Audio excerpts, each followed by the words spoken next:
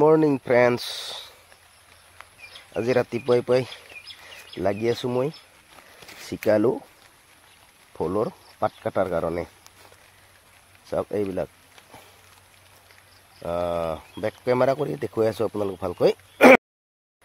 এইবোৰ হৈছে চিকা আৰু ফুলৰ পাত, মানে বেছি ঘন হৈছে সেইকাৰণে অকণমান পাতলাই দিয়াৰ কাৰণে চেষ্টা কৰিছোঁ। মানে যদিহে এনেকৈ ঘন হৈ থাকে তেতিয়াহ'লে ইয়াৰ যিটো লতাটো ইয়াতে বগাই বগাই মানে হেৰি হৈ থাকে, পাক খাই থাকে। সেইকাৰণে অকণমান যদি পাতলাই দিওঁ তেতিয়াহ'লে লতাটো আগবাঢ়ি গৈ থাকিব, যিহেতু চাঙিখন বহুত দূৰলৈকে আছে। সেয়েহে অকণমান পাতটো কাটি দিওঁ বুলি ভাবিছোঁ। তাৰপিছত বৰষুণো পৰি আছে, কিন্তু মোৰ মূৰৰ ওপৰত কণ কণকৈ। তথাপিও অলপ পাছত যিহেতু সময় নাপাম, গতিকে অকণমান চেষ্টা কৰিছোঁ আৰু এনেকৈ। ফুল লাগিছে বন্ধুসকল, ফুল লাগিব আৰম্ভ কৰিছে। এয়া সেইখন আগৰ চানিখন আছিলে, এইখন দূৰৈত, এতিয়া আৰু এইখন নতুনকৈ দিছোঁ।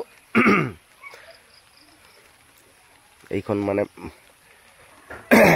কিছুদিন পাছত জিকা লাগিব, ইয়াতো ফুল মানে লগা আৰম্ভ হৈ গ'ল। সেইকাৰণে অকণমান পাতটো কাটি দিছোঁ মানে যাতে লতাবিলাক আগবাঢ়ি যায় চানিখনৰ ফালে, নহ'লে ইয়াতে পাক মাৰি থাকেও না। বেছি যদি মানে ঘন হয় ইয়াতে পাক মাৰি আৰু হেৰি মানে লতাটো আগবাঢ়ি নাযায়। সেইকাৰণে অকণমান পাতলকৈ দিছোঁ মই, আপোনালোকেও দিব পাৰে। আৰু নেচেৰা হ'লেতো আৰু বেছি বেয়া, মানে এঠাইতে সিহঁতে পাক মাৰি থাকে। এনেকৈ পাত কাটি দিলে কিন্তু